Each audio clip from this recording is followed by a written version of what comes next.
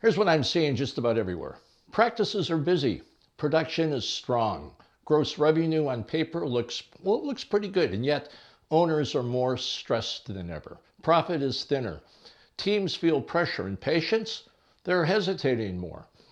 And that's the paradox many dentists are experiencing right now. Revenue is up, but trust feels fragile.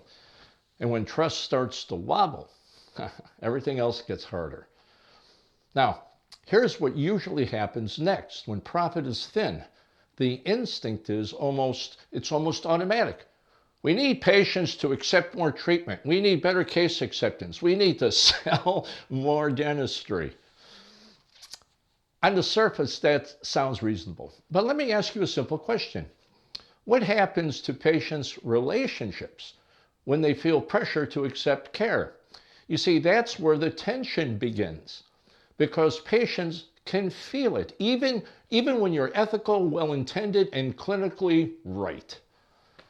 Patients today are more informed, they're more cautious, and they're very good at sensing why a conversation is happening. They may not say it out loud, but they think it.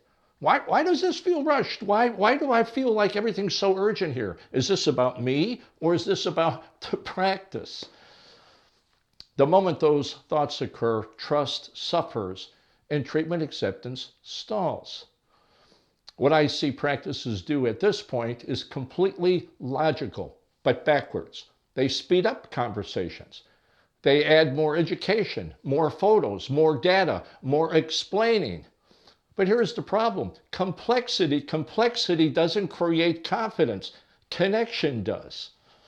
When patients feel overwhelmed, they don't lean in, they lean back.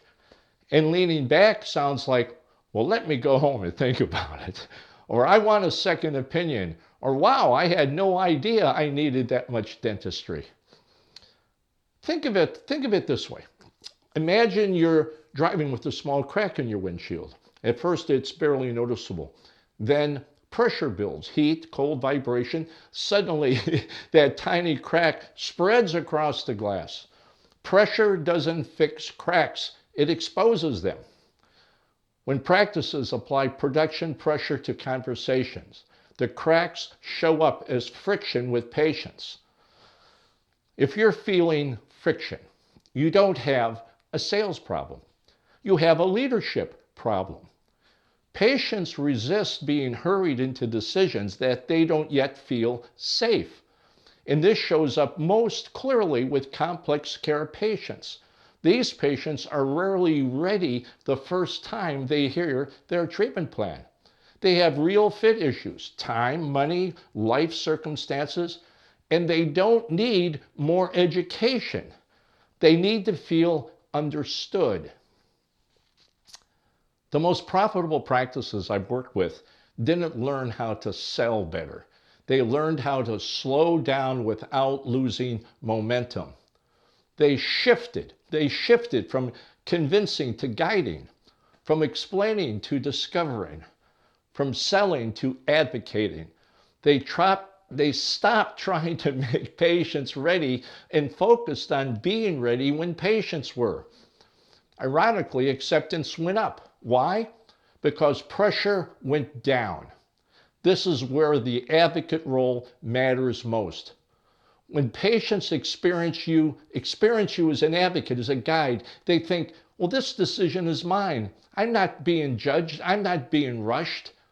And once that happens, conversations about fees become calmer. Decisions become clearer. And trust becomes durable even when patients aren't ready for complete care. That's how you protect profit without damaging relationships. Here's the truth many dentists don't want to hear. You can't outproduce a trust deficit, but you can outlead it. See, leadership isn't a soft skill, it's a financial skill. Leadership is what makes it easy for patients to say yes without feeling sold. So, if your practice is feeling the squeeze right now, revenue up, profits down, tension rising, don't look first for sales techniques. Look at your conversations. Look at your pace. Look at whether patients feel led or pushed. Profitable practices reduce friction, not raise pressure. Lead well. And patients will make decisions you never had to sell them on. And that's good dentistry and good business.